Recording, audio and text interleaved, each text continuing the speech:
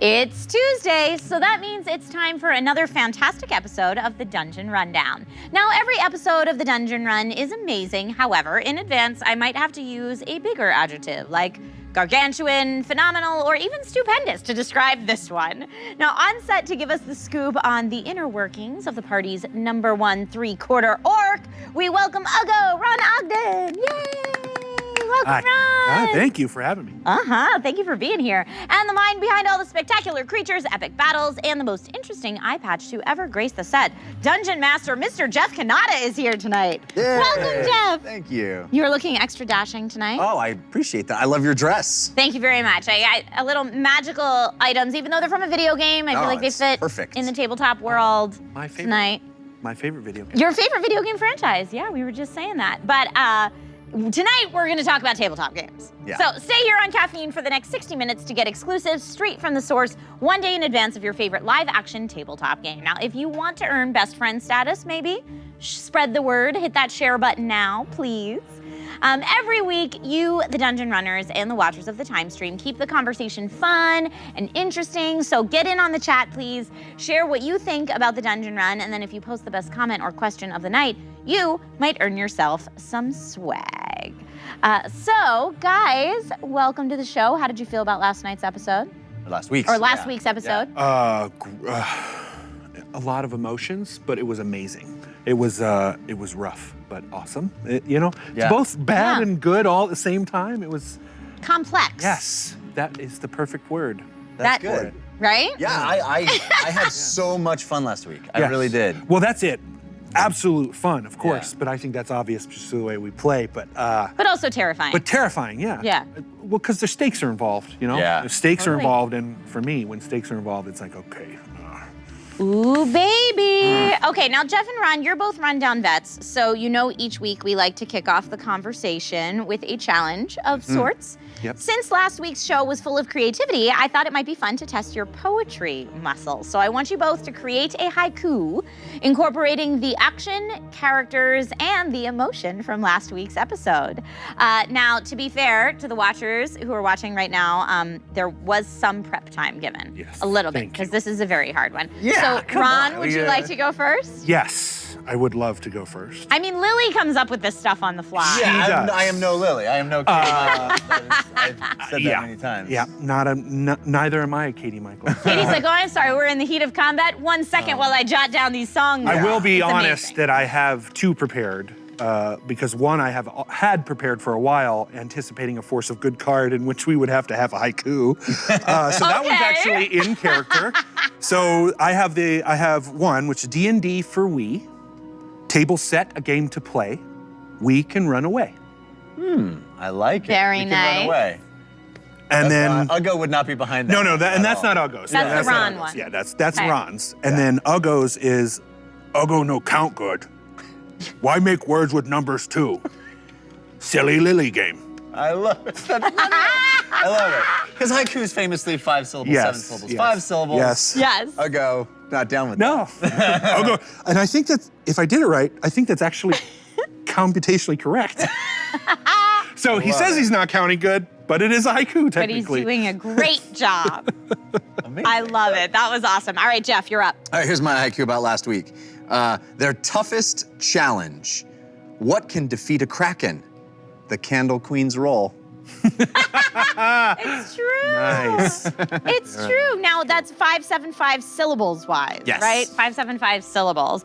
Chat, feel free to make your own. Lumpy Bronze Arm says, slay, Candle Queen, slay. I think we all feel that way.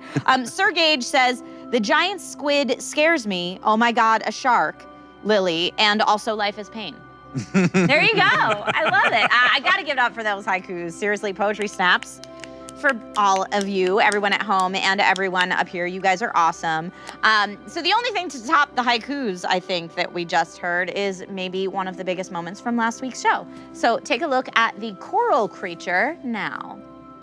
So as that thing rests down there, you conjure 4 rapid bolts of arcane energy that come out and just thum, thum, thum, thum, piercing it, you can see the arcane energy like enter it, and it kind of bubbles underneath with arcane energy as it actually pierces the skin and does damage to the interior of the tentacle. Yan Mo, he's going to almost imperceptibly You warming up your dice over? do something that, Ugo, you feel more than see. Okay. He sort of indicates something or expresses something that you can't quite hear because you're holding onto him with such strength, but in the periphery of your vision. And Civ, you get a good look at this as well. You see the stones, the actual coral on the side of the bubble start to move, start to sort of shake and writhe. And the stone itself goes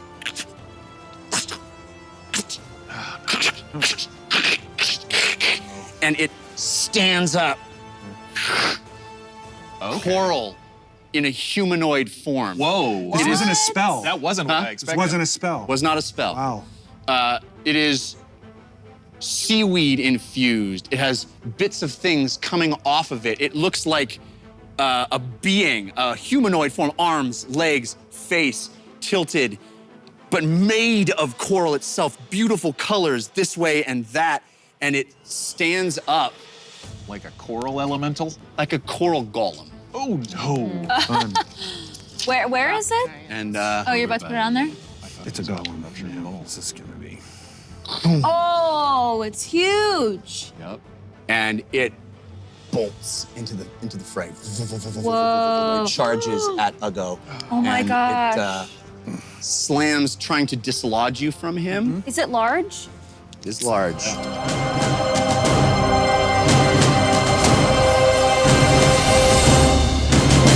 I like to think. large. I like Yeah, to think it's it's a large. tiny, small coral golem. I put down that massive, kudos to Jared, by the way, that was his mini that he brought in and I snatched it away from him. I put down that big mini and she goes, is it large? I was like, That looks yeah. large. Yeah. What was the mini actually of? I Flesh think golem. it was was it a flesh golem? I think so. Yeah. So it was still a golem. Yeah. I know there was some discussion in chat about golem versus gollum. Is there an official pronunciation Golem or guide? I golem? probably can't hear the difference. Golem, like loader golem? Gollum or golem? Yes, Golem? but I believe it was a pronunciation question. Golem. Whether- I've always said golem. Yeah, Oh, golem. golem. Golem. Versus golem. And then the creature from Lord of the Rings is problematic too because right. yeah. And which the creature from Lord of the Rings is most definitely not a golem as Right, you would think of it right, in D&D. right. But, But- similar name. But that one came first, which is weird. Yeah. But golems have been around for a long time. Yeah, Yes. there's The right. concept of In many different mythos Yes, yes. outside Right. of Dungeons and Yes. Dragons. Yes. And also while we were watching that package, more haikus came in. Oh, nice. Zabin the Cyndaquil said, "Life is not only pain. We are all insane. Keep going round the same game." I don't know. I don't know if that counts as a haiku. Maybe that's a limerick. Here's one Seems from like I a Am free-form Robin rap. Nicole. Right? That's it. The next time you guys are on, it'll just be freestyle rapping. I Am Robin Nicole says, D20, first roll. Candle Queen handles her task. Jared saved again. Oh, that was a great one. That's a great one, I like right? that a lot. Well Right? done. Well done. So good. Okay, so Jeff, you have been back in the reins for 2 weeks now. You kicked off some incredible action during last week's episode. What is your process for coming up with what the adventure is going to be, what kind of characters we're going to meet along the way? Because everyone, I feel like every single chapter is on the edge of their seats. Well, I'm glad. That's my goal, my golem. There's a whole lot that goes into it. I mean, I kind of see the job of the DM as being create decisions and then make consequences for those decisions.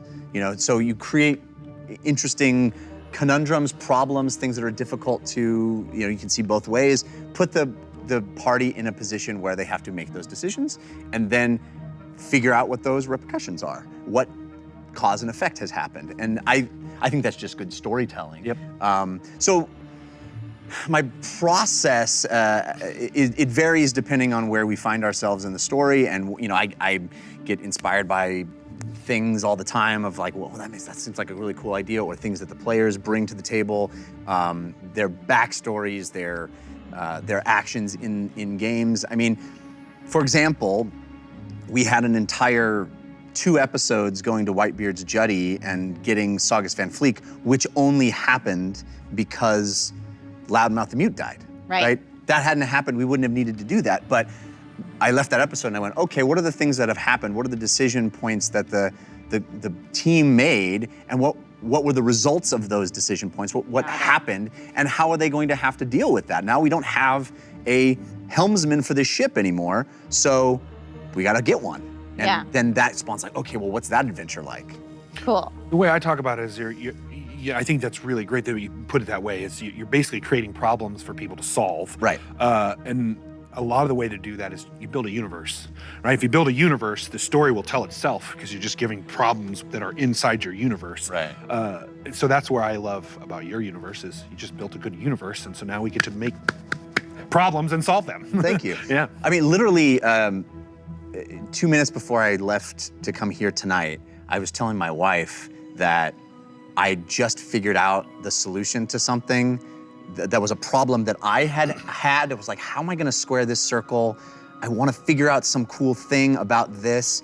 And I have literally been thinking about that thing for weeks. I've been mulling it over as I go to sleep. I'm like, okay, I gotta figure that thing out. I'm gonna go to sleep and think about it. And I haven't come up with it, I haven't come up with it. And then at like 2 minutes before I left here tonight, I was like, I got it, it's cool.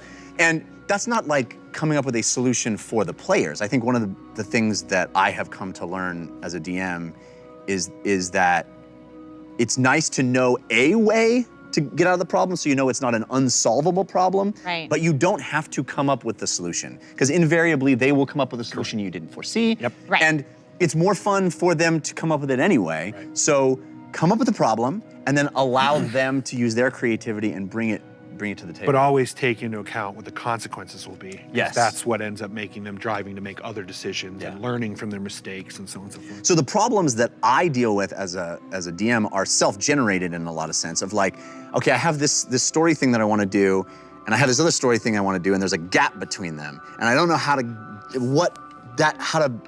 get those things to connect. Yeah. And then I go and I mull it over, and then I go, oh my gosh. And like tonight, the thing that I came up with 2 minutes before I came here was like, oh my God, there's been a solution there the whole time. In fact, it seems like I set up the solution, and when it happens in the game, it's going to seem like I set it Yep. up. And that's so serendipitous. Perfect. And it makes me seem brilliant, but it actually But that's, wasn't a setup. And that's what I really love about being a DM myself in Yeah. my own games is improv background helps you every time. Yeah. Because you will make decisions subconsciously that you don't even know. Like you're not even Yes. actively aware. And then you're like, man, Yeah. cool. Yes. I made this subconscious decision without even really thinking about it, and now I have this hook that I can use to move forward. I surprise myself all the time in that regard. And this maybe sounds like I'm patting myself on the back. I don't mean it to be that way, but I often do things and I don't know why I'm doing them at the time. And later on I go, oh my gosh, that's helping me out in this moment. Cool. It's a weird thing. That's the one part I like about Malcolm Gladwell as a writer, is he says a lot of humans do that, they just don't realize it. Yeah. It's fascinating to me that you say it's just kind of like you just get inspiration in the car, you get inspiration from the last adventure, you get inspiration from all these different things and people and conversations that you're having, because I think most new DMs specifically, myself included, back when I was starting, will overplan and make this very complex narrative tree, only to have your adventurers not choose any of those things, Right. go completely off the rails, and then you don't know what to do. And also, like at least for me, I tried to have a process. Like I was like, okay, what if I sit in the dark and put on the Baldur's Gate soundtrack and like really get in the zone and I'm gonna be able to do this, but you don't need to do that, right? Well, there is something to be said about having a place to go. I'm a runner and I do so much of the work on this show running, which sadly I haven't been able to do for the last 6 weeks and still won't be able to do for another 4 weeks, and I really miss it. So I've had to figure out ways to let my mind rest. Like your mind, I mean, we're getting into a weird topic here, but your mind, you know, your mind, you can force it to do certain things, and other things it will do if you just back off and let it work. Yep. And so I think most people have had the experience of being in the shower and going, oh my God, the thing that I've been worrying about, I just figured whatever it is. Because when you're in the shower and there's this sort of noise of the water and you're in this meditative state, your brain is given permission to fix stuff, to make solve connections. the problem, make connections. Yeah. So I think finding those ways to get yourself in those places, for me it's running, for others it may be something else, I think can be helpful. Yeah, Wild Fury says, I always sleep on it. And I think we can all relate to that. Like for a long time, I kept a notepad and a pen on my nightstand, so if I woke up in the middle of the night, like, eureka! Yeah. Had that moment, you could write it down. Because it'll be gone if you don't. Right. Yeah. You'll be like, oh, I'm gonna totally remember that in the morning because it's too good. And then in the morning you're like, what was that thing? I always need someone to bounce ideas off of. That's how I generally, if I say something out loud and hear someone else say it back to me, for some reason I can see a different angle of it than I would when it was just in my head. Right. Having to explain something often clarifies it for you. Oh my, yes, so much. In a way that you're like, oh wow, I have this gap here that I didn't realize I had, and just explaining it to you made me realize that I had this gap, and now I have the solution to that gap simply because I took the time to say, well, it's like this and then this, and the more, it feels the same way in like pitching. Like when you're pitching stories or movies, it's the same way. If you can't accurately describe what it is in short form, then you haven't thought enough about it and it needs more work. Yes. So Ron, then when you're planning for your adventures that you DM, is there someone that you go to bounce the ideas off Often, of? yeah. I mean, apart from your party? yeah, Marone and I, Marone does weekend streaming for Caffeine. It's knowledge that we create together. So often it's him. Hey man, I had this concept, and you know, sometimes it's even just a source of a concept and him saying, well, I think of it this way, and going, oh, I didn't even consider that, and now it makes me think of this, and then that's where he and I are really strong in creation together, in that it's almost like we call us a comedic duo, because it's those teams sometimes that little piece, but then together we build this incredible smorgasbord of things that are available. So, but it depends. It just, where I am, what I'm trying to come up with. I tend to try to stay with people that I know well, and that know how I work, because I'm a strange individual, and sometimes, you know, it takes a little bit of time to get to know Ron before you're like, oh, he's just silly. Didn't take me any time, sir. I was gonna say, I think we're all instantaneous. I appreciate that. We're And I'm all a also little bit overly like critical of myself, which is one of my things, but it's just that. Sometimes it's my partner, Heather, sometimes it's her, sometimes it's these guys, like, hey. Well, honestly, that is kind of a microcosm of what happens in the game itself, right? And I find that the more I've done thinking, like you're talking about, of the world, the situation, all the little nooks and crannies, the more I've just gone to that thought palace, the better I will be when the players inevitably ask me something that I couldn't possibly have foreseen. But because I'm familiar enough with the place and the people and all the stuff, I will be able to answer it. I'll be able to improvise the answer because I just built a universe. I built a universe. Right. Because you built the universe. Everyone's picking up on the Mind Palace Sherlock reference, Mind by Palace, the way. what did I say? You said Thought Palace. Palace, Close close. enough. Everybody knew where you were Close, going. yeah. Here's another DM question for you guys.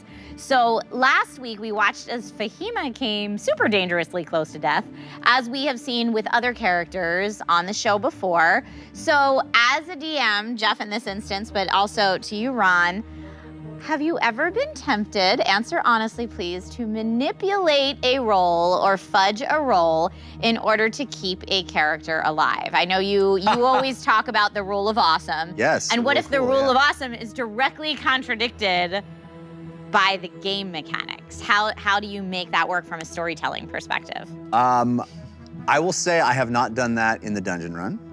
I will say, I read a tweet recently, I can't remember who tweeted it, but it was talking about this issue of fudging roles as a DM. And the tweet was, very much resonated with me, says, I have very rarely fudged a roll. I much more often fudge HP of monsters. Yes. And that by far will give you a better lever to control the pacing of a fight than fudging a roll. And you talked specifically about keeping people alive. There are mechanics in the game that allow that. I don't have to, if so, like, somebody was on a death saving throw. James. Yeah. So you're in a process that the game allows. The game doesn't want to punish you. Right. So it doesn't necessarily need to have the DM swoop in and save the day right as that happens. And I'm tempted to not do that because it creates drama anyway. Right. One of the things that I've been thinking about lately with regard to Dungeons and Dragons and DMing and doing this thing in particular is that in creating drama, in creating any piece of drama, if you think about a 3-act structure, the first act we set up everybody. The second act we put them in a terrible place in order to get to the third act where there's resolution. That's drama, right? In Dungeons and Dragons, if I am trying to create that structure, I have 5 people who actively don't want Act 2 to happen. They never want to be in the worst possible situation. So it is an interesting thing where your main characters of your story are trying not to ever get to Act 2. But you need them to get to Act 2 to get to Act 3. Right. So it's a really interesting challenge. I often use bad rolls or critical failures or the possibility of death for that to happen. So you keep the Act 2 part kind of floating and juggling it until something happens and you're like, cool, grabbing that one. Now I've got your Act 2.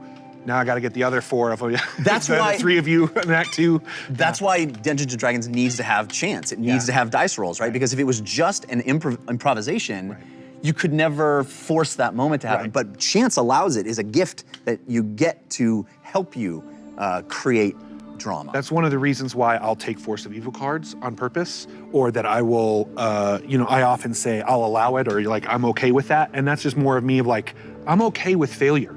Yeah. Like in this game, fail all the time. Right. Because life, it's a lot harder to deal with failure. Right.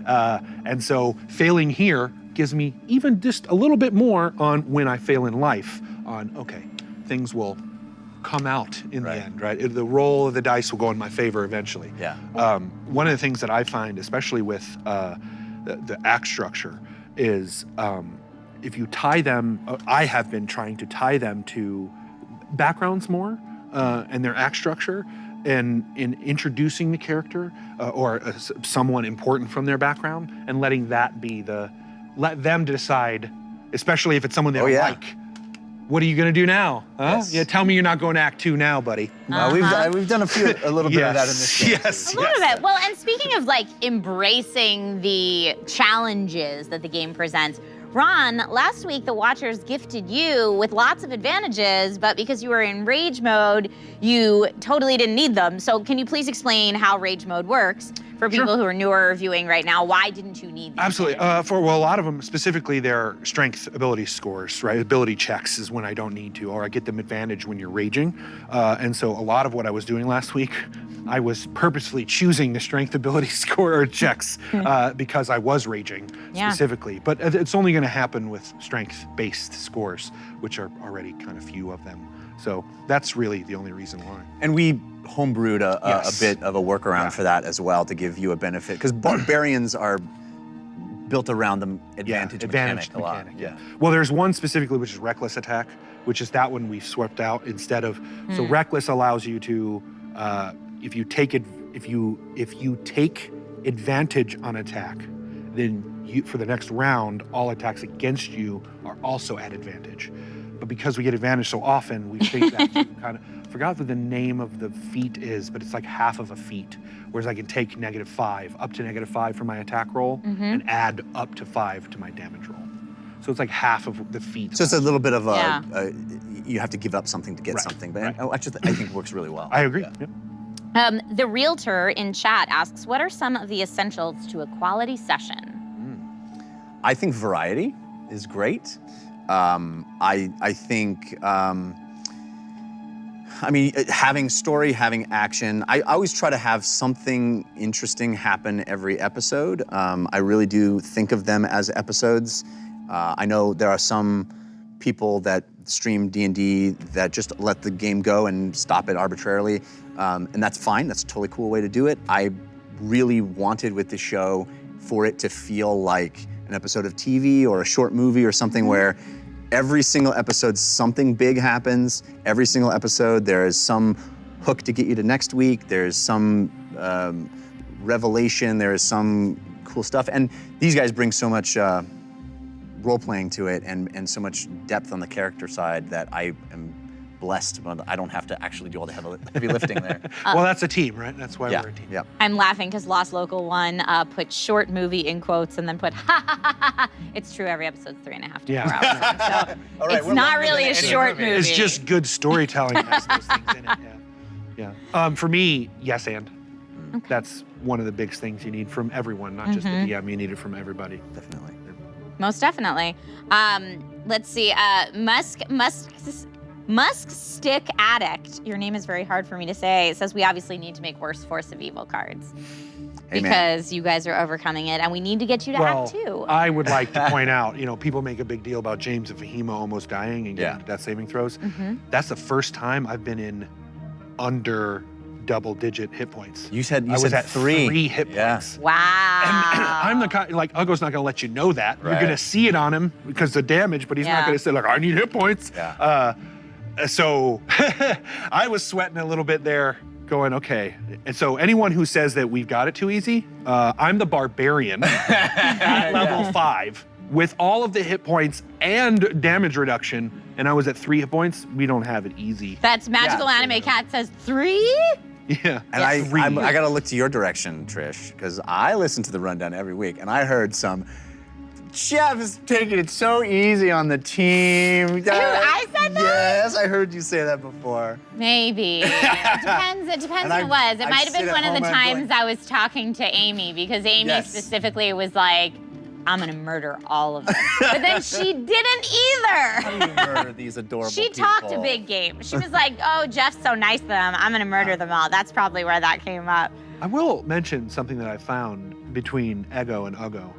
Barbarians are great, but they don't have a whole lot to do. Yeah. It's hit stuff and get hit, which is why I think I've been abusing the rule of cool with you, especially with the. Not at all. It's not really abusing. Yeah, it is right, because you more love of it, that. so it's not Yes, really abusing. please. Yes, and we've talked about like It's my cool with that. favorite Yes. thing, yes. And I love it too. So I love being under a DM who's into it, especially when you're the barbarian. You're like, well, my options are Hit it. rage. No, dude, that Ron, hit it, honestly, or get hit. that is one of my favorite things about playing with you. So oftentimes, if you DM a game, I had this experience with my friends who play a lot of video games, and there's been multiple times where I've been like, guys, you can do anything in Dungeons and Dragons. Yeah. You don't. I mean, I know you've got these skills, and you're used to playing a game where you press X to do a Right. skill, and I get it, and that's cool too. But you can do anything that your imagination. And Ron is so awesome at going, I'm gonna try this, and invariably it's the coolest thing. And I talk about this online a lot, especially with other people, because they're always like, what's going on? And for me, it's always, I got to come up with stuff. It's your job to tell me no. Right. Right? That's it. Yeah. So a lot of the times, that's what I try to tell my players too, because they're like, well, I never even considered this or that. I'm like, well, I'm considering that as a DM, so you should start considering these things. And so that's where that's where a lot of my, well, let's just try stuff comes from, is having been a DM and have people do it to me. And then also going, well, I have so in one of the games that I run, there's an individual who has a polearm who's also sentinel feat. And so basically, anytime nobody gets anywhere, right? No one gets anywhere, because he's literally done that. Right. And the so sentinel means if you stick them, they can't run they can't anymore. run. Okay. Which Ugo has. Yeah. And this one's 10-foot reach. So Yeah. And he's also got, like, if you make an unarmed, if anyone makes an attack against someone within range, he gets another attack. So it's always like, so I have to build things specifically to get around that, Right. to make it a challenge for him. Right. And I learned that my own way from my own DMs when I made a thing, and I was that guy who was like, chain fighter, you're not getting, spike chain fighter, you're not getting anywhere. Right. Watch me keep you to the ground and never get up. And then, of course, that's when you get like deep gnomes named Dorothy with braces of strength that don't care about your abilities anymore because they won. But And so that's really smart advice for any of the players out there, really, to know, like, you might have one OP thing that you can do all the time, and rather than just solving every problem or trying to solve every problem with the same solution, give yourself a creative out for it. I once worked with a DM who would get mad, not mad, but like lovingly scolding every time someone would say, "Can I do this?" Because it's like, don't ask permission, do it, and I'll tell you if you can. Assume that you can, and I will tell you if you can't. Yeah. I would also add to that, Ron, that you come up with creative things, but it's always motivated in character. And I think that's the big thing too. It's not, oh, hey, you know, I'm gonna do this wacky thing because it's D&D and I can do whatever I want. Right. It comes from character first, which I think is what separates, I just thought of some goofy thing and I'm gonna make everybody deal with my goofy thing at the table, to, oh my gosh, that was an amazing moment because it felt like that was what Uggo would do. Yeah. Right. And I think I found that because in storytelling, character is key.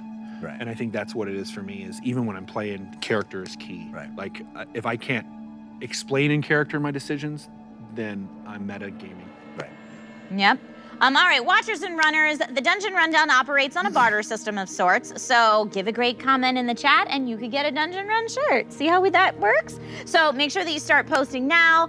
As a player and as the DM, how does it feel to see the watchers of the time stream submit their advantages, disadvantages, forces of good and evil, all throughout the show? Yes, we know how that affects the game and how they're helping to tell the story, but I imagine you have to have some kind of swell of pride as all of this is coming in. Even the forces of evil and the disadvantages, like the tug of war that happens each episode, is absolutely amazing. I have a confession. Yes. In the last couple of sessions, it's a weird thing. It's such a strange thing to so You there were bought forces of yourself good- I disadvantage. did not. There were forces of goods going out, and there was a couple of times where it was like a bunch of Fahima, a couple to James, and I was like, well, Uggo didn't get a force of good. And I started to feel bad. And I was like, why would you ever? I'm not looking for any kind of, I'm really not looking, for me, I even realized how silly that was. And like, what? Why is this a thing that you worry? And it's just so, it's all that to say that it matters. Like, right, there's stakes, right? Like, there's stakes in that. And that it's incredible to have individuals and all of the watchers interact with us in that way to remind us, because you can often, sitting here, you can forget that there are a bunch of people watching while you're playing, right? Like, I go back through watch-throughs and I'm like, well, that was probably, I shouldn't have, was eating that thing and messing with the face, and that's weird.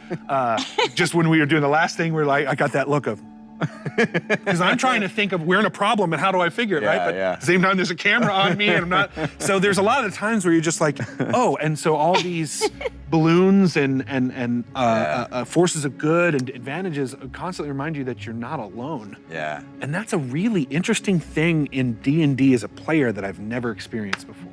I mean, you're always not alone because it's a group of people, but people who are outside who are watching and going, no, I want Uggo to fail in this manner.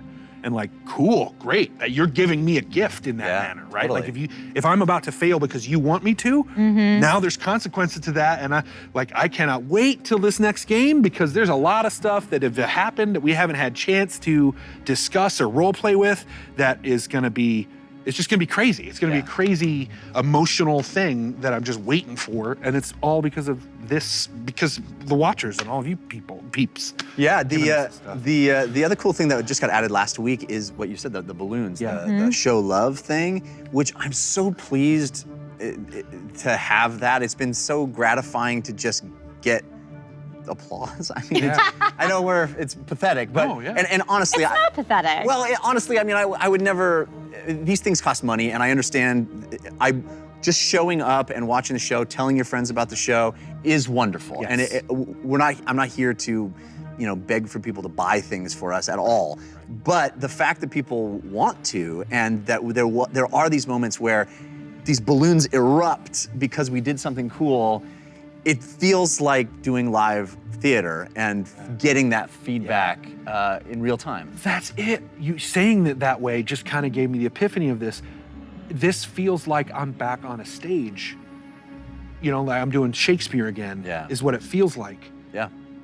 And that really just clicked for me just now. And like, I mean, obviously it's great to play D&D and have that be a weekly thing for you, but I've been particularly fulfilled by this show in a dramatic way, as an actor. And I've been trying to get my fingers on it, and you just nailed it, man. Because it's live theater and we have that feedback. Yeah. It's like being in front of an audience again, which I haven't done in I don't know how long, and miss. Yeah, Branded Nerd says it's a way for them to feel the audience since we're not actually in the room. Right. Yeah, I think theater's a perfect comparison for because it. I know, I'm sure theater, those you've done theater and experienced, is when you say a line, especially in Shakespeare and it's comedy or even a tragedy, and you hear somebody go, ha, or go, it changes you as an actor 100%. when you're in it, doing it. And so that's what I get when I get Forces of Good and Forces of Evil. For me, this is someone cared enough to go, I'm gonna throw you in a situation, what are you gonna do? And that makes me go, let's go! Yeah. You know that? And someone cared enough to write the card, Right. you know? I thought when we first introduced the cards, I came to them and I was like, guys, I don't even know if I'm gonna be able to write all these cards. And then when we decided to let the audience write them, I haven't had to write a single one for months. That's why and it's wonderful. I mean, there's more than we will ever get to. And I feel bad, some people are really put a lot of energy in their cards and they're just in the stack and the stack just keeps getting bigger and bigger. But the creativity, the thought put into it, the care put into it, so many references to things, people actually thinking about what is useful, what is interesting, what impacts the world, that is the hugest compliment, and it is exciting and interesting and fun, and it makes this unlike any other kind of game. I was gonna ask you who writes the non-viewer submitted cards, but they're almost all viewer submitted now, right? I think you'll find there hasn't been a non-viewer submitted card I've had in one. months. I've had one non-submitted card. Wow. And that was ever. Yeah. And that was the first couple of games. Yeah.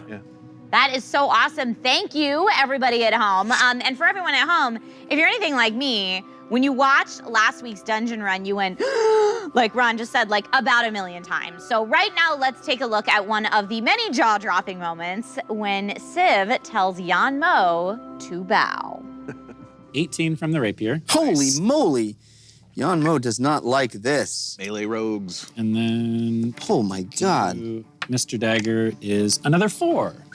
Tickle, tickle. Tickle. Tickle. What was the dagger to hit? Blood comes out of multiple wounds as you've now stabbed into the scaly skin of this dragonborn. He has, you know, he's sweating. He's been grappled by Uggo. He's trying to get away. His coral golem is attacking Uggo, and in this fray, you come up and stab him yet again. I mean, he is twice, in fact. Yeah, I mean, he's got multiple wounds on all sides, and there's blood pooling at his feet.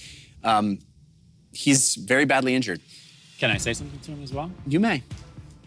We'll give you the same terms. Kneel before us, and we won't kill you. Do it not, and my friend will end your life. Yan Mo leads! Leads! I tried. Just laughing.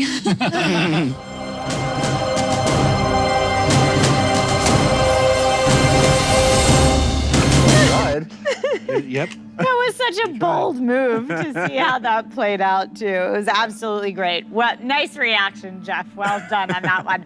I want to bring up a comment that was made on YouTube, actually. Cool. So one of our YouTube viewers, 1995 Jedi Master, presented an interesting theory and said, the heroes of Bingle are so eager to see if they can unearth the secrets of the past, they're not stopping to ask themselves if they should. So Ron and Jeff, do you think that the heroes are blindly forging ahead without considering the consequences, not only to themselves, but to the world of Ayn as they know it? Well, I will point out, there was after a fight in the middle of a rundown area of a city, we went to a particular inn and made a big kerfuffle about drinking and having, and there was a thing that Uggo said a long time ago, which was, there are people watching us. Like, we should probably maybe not do this. Is this something? So Uggo has considered it quite a few times now in his wisdom, in that, like, this feels manipulated, right? This all feels like we're playing into someone's plan as it is, like they're anticipating what we're doing. So Uggo has considered it for sure, but he's also made a commitment and made an oath. And so regardless of what he might have considered, he's following his oath. And so again, I was talking about, can't wait for the next episode, because there's a lot of things we haven't covered and talked about. That may just be one of the things that we would be talking about, or at least I hope that we're going to be talking about. So yeah, I mean, definitely. Uggo has considered a number of times of, like, maybe I should just go back home. Because under the sea with monsters and fishmen and this Yanmo thing, yeah, Now, we've seen a lot of this kind of theme play out in video games recently, where they'll break the fourth wall and, you're going along playing your video game, fighting all your bad guys, and then it's like, oh wait, I just slaughtered a whole bunch of people for no reason because I thought that's what I was supposed to do. How often do you encounter that type of thing in D&D? And you mentioned, if Uggo's considered that maybe they shouldn't be doing this, as a player and as the DM, is this something that works into your overall plan or crosses your mind?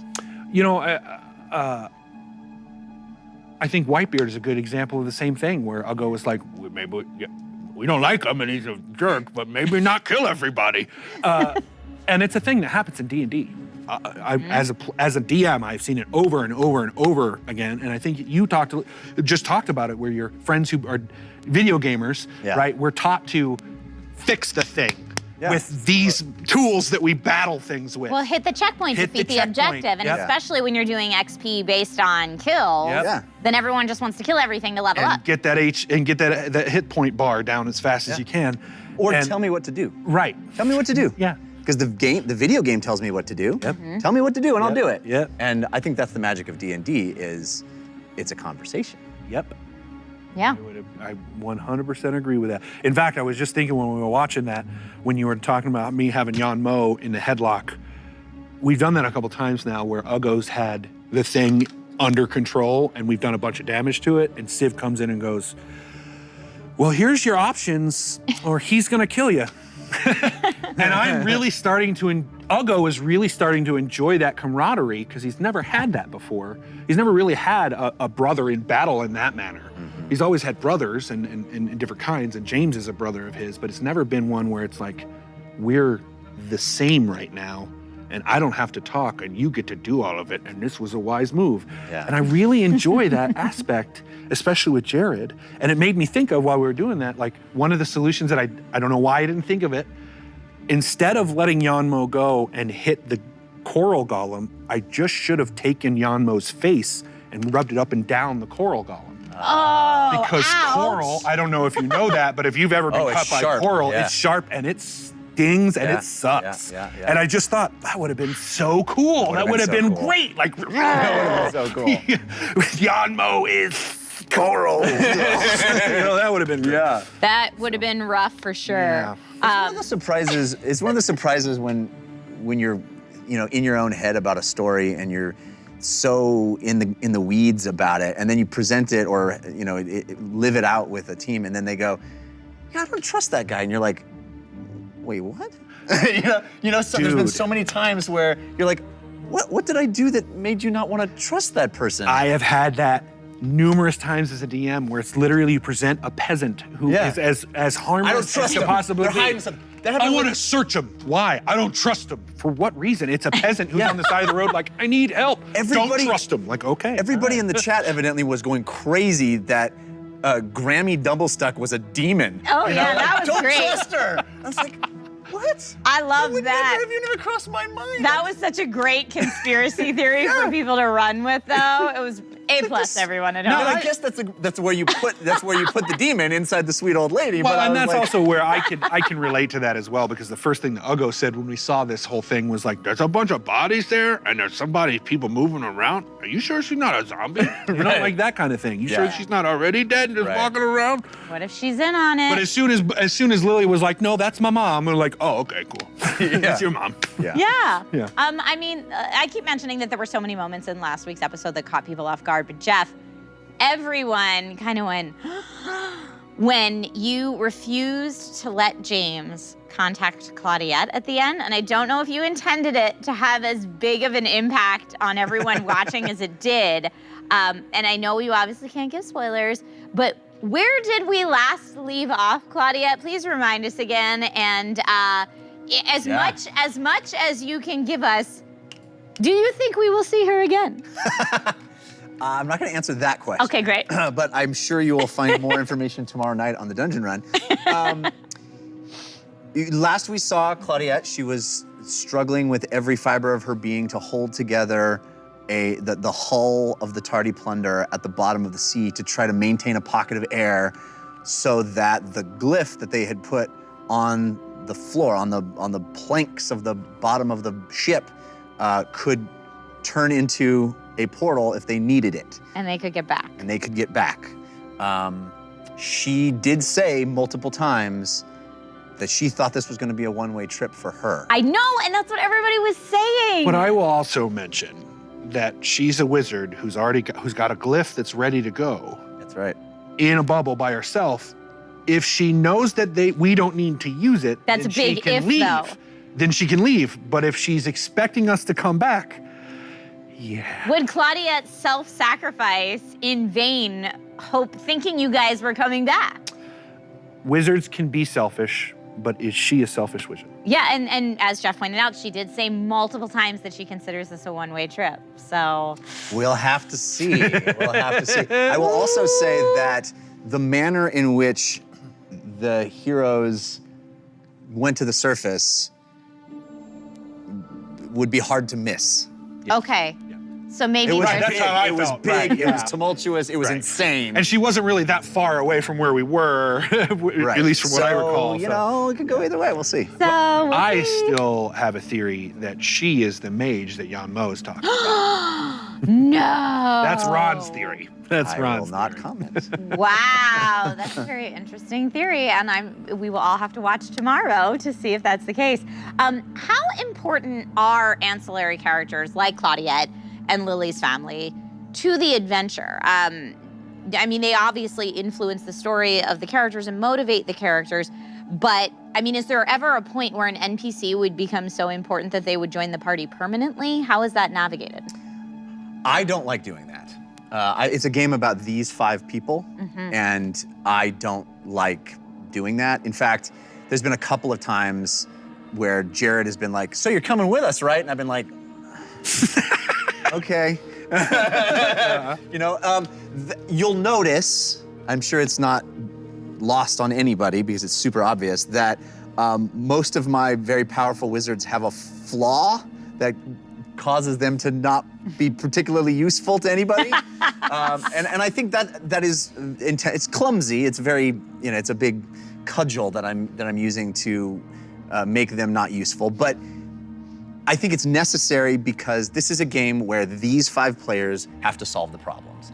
And if I saw, I can't remember who it was. Somebody described Lord of the Rings as a D&D game. Okay. And then they're like, this big awesome NPC comes in at the last minute and saves the day. And then you're deciding to do the thing. And then this big awesome NPC comes in at the end and saves the day. And it's Gandalf keeps solving everybody's problems for them, which works as a novel, but if you're playing it, it's about these people solving the problems. So I don't like to join the party as the DM. I do it if the players ask, but I don't want to be the one that kills the monster. I don't want to be the one that solves the problem. I want to be a plot point, a story point, but not a solution. Yeah, Unicorn Farts in chat, I love your name, by the way, says, no, NPCs who join the party get cut in half by portals. That's true, too. That's very true. And Jared chimed in with a funny one who said, recruit the fodder. Yeah. Recruit Which the fodder. I just thought was hilarious. Dyson Somebody Cape gotta followed die. it up with they need red shirts. Yeah. So NPCs are your red shirts. Just recruit them and they're your meat shield, right? Now, I agree that for this, what we're doing here, yeah, you can't really do NPCs that way. I play with a lot of newbies typically. Like when I'm playing, it's usually with newbies. And a lot of the time, to help them get an example of what's going on, I will include a character of my own, which is just a PC that I use as, but typically either that one becomes the person they're after, or they become someone that they reach later who's a little bit more powerful than them for a political purpose, that kind of thing. So you kind of weave, I chose to do for those characters in which I do that, weave them in for the story. Yeah. I'm playing Out of the Abyss right now. I'm running Out of the Abyss in 2 campaigns, actually, one for Jared, in fact, on Sundays. And in that one, at the very beginning, you have 5 or 6 NPCs that are with you. And Oh, wow. that travel with, most of them end up traveling with the party.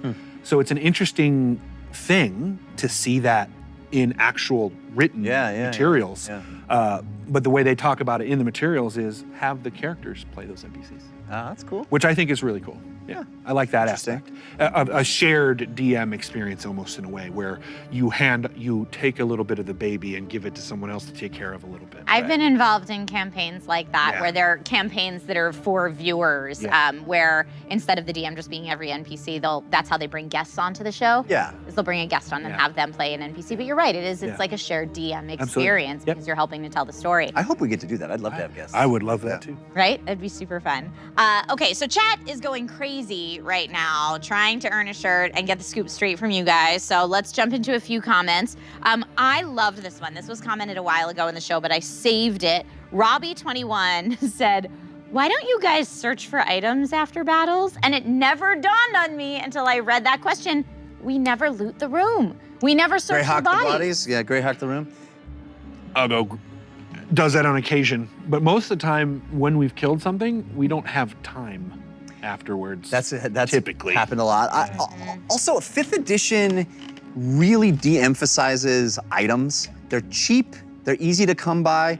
Magical items are intended, even in the rule books, to be big deals that you find in very special ways. They're not just falling off of a random monster that you kill. So, I mean, I'm open to the players deciding to do that, but oftentimes it's not going to be stuff that is super special or amazing. It's not like video games where you might find a legendary sword off a monster. Yeah, and D&D's been like that for a while, where it's supposed to be magic items are rare and you Not don't to get be them purchased, often, not to be purchased, sold. that kind of stuff. Yeah. Which is why I play a particular type of D&D called superhero that I've coined as superhero D&D, because I got tired of looking at the DMG and never getting any of those cool magic items. Right? You never got any of them. Right. And I just don't give me thousands of magic items and then you can't have any of them. So there's cases where you're blowing up the game when you do that. Obviously, when you give the magic items away, you're actually kind of hindering yourself as a DM. But also, you guys are kind of constantly getting amazing magical items through the force of good cards. I think of that too. I've told the team that straight up. I said, because we have those cards are loot for you, and they're cool one-use magical rule-breaking items. Like potions. Yeah. Yeah. So we have the audience is searching bodies for us. Now there There is you go. one weakness that I've noticed in the DM in the treasure rules is that wizards are expected to learn spells by that way. And I've been That's a talking weakness, to, I and, think. and also, warlocks In are able DM to do that. in general. Yeah. So I've been talking to Jessica and Morgan, and they have both been like, hey, I'd love to be able to get some more spells. So we're gonna, I have plans. Cool. Okay, there are plans in place. Watchers of the time stream, please don't stop posting your comments. Remember, swag is inspiration to post something good. In the meanwhile, take a moment to flash back and check out Jeff blowing the party's mind with a flashback. Local drinks. It is a flash of heat, of fire, as if from the amulet, an explosion of fire spits out of it, like flames spitting out of the fire. And Lily, who has just come into the side, it comes all the way around the circumference of the bubble.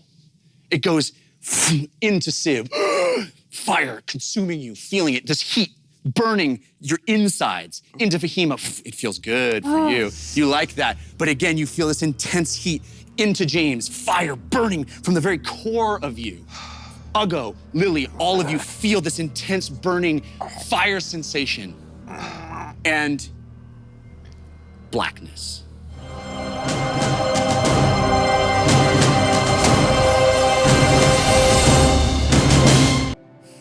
The flashbacks, it was such a good way because I think everyone was like, oh, this is gonna be an all battle episode. It's gonna be an all battle episode. Same as when you watch an all battle Game of Thrones. It's very exciting, but you're like, cool, I need the story to move. So it was so brilliant to have this flashback take place right at the end of it.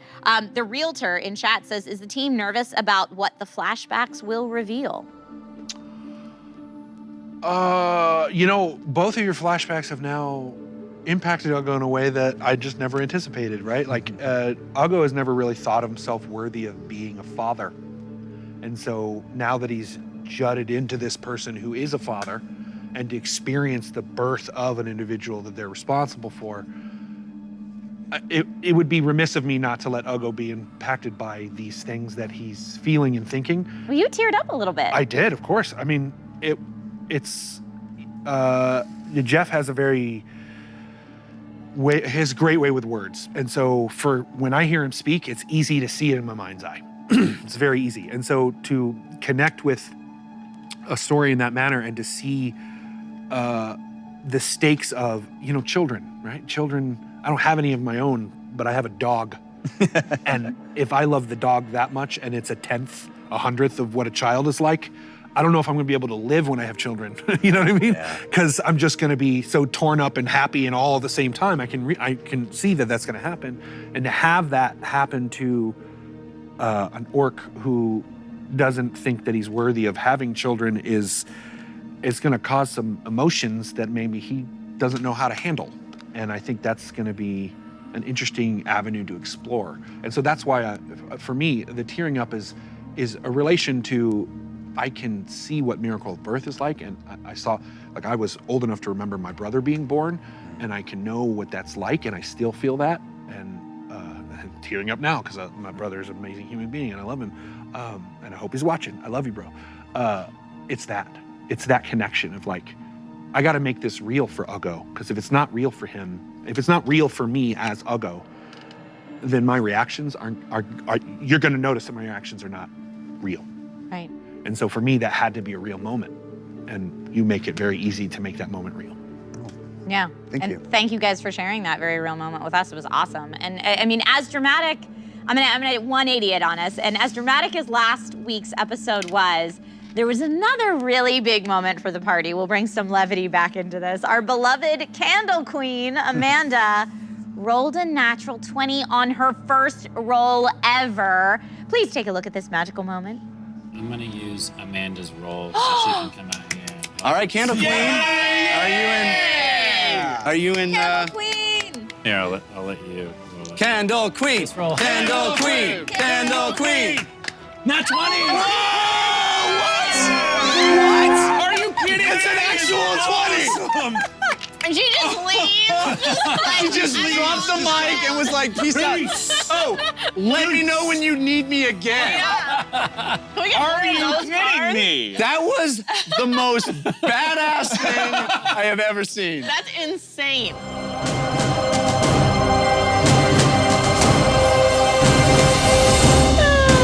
Top 5 all-time Dungeon Run moment for me. Yeah, just rolled For sure. it and then totally snuck out. Just pieced.